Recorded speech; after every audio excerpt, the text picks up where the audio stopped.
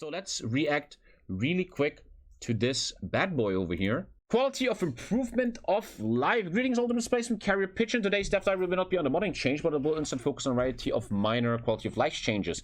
This list by no means is blah blah blah blah blah. Armor piercing. Those of you who routinely peruse the forums may have noticed me discussing details on our change to the piercing formula, but it serves to draw attention to it here in a more visible light. In the Avalanche update, we're working the binary nature of the piercing versus armor calculation to act in a somewhat more realistic way, as well to make designing your division's equipment a little more nuanced. What? I have no idea what he's talking about.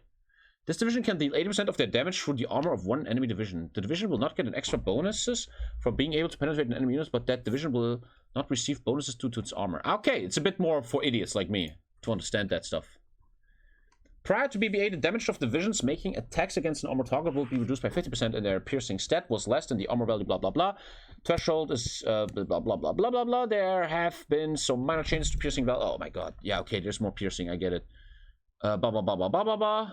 War support. In Avalanche, we're making some significant changes to war support. Over the course of the game lifespan, war support is gradually promoted in terms of relevance, blah blah blah. War support is intended to serve as an abstraction of population's willingness to fight. For example, here you get some core defense, blah blah blah. The more you add war, the more stability you lose. Note we have also improved the tooltip for war support stability, blah blah blah. While at war support is scaling negatively affecting stability. We just talked about that in this campaign, that the longer you get war, the more stability you take stuff. Yeah.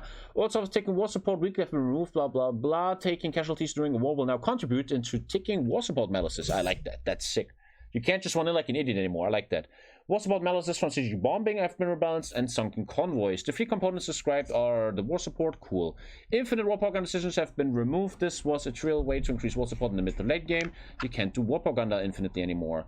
The decisions will offset the maximum negative trend, blah blah blah blah blah. Armor, trains, and logistics strike, blah blah blah blah. I'm out of time. Lisa's mad. Need to go. AI tank strategy.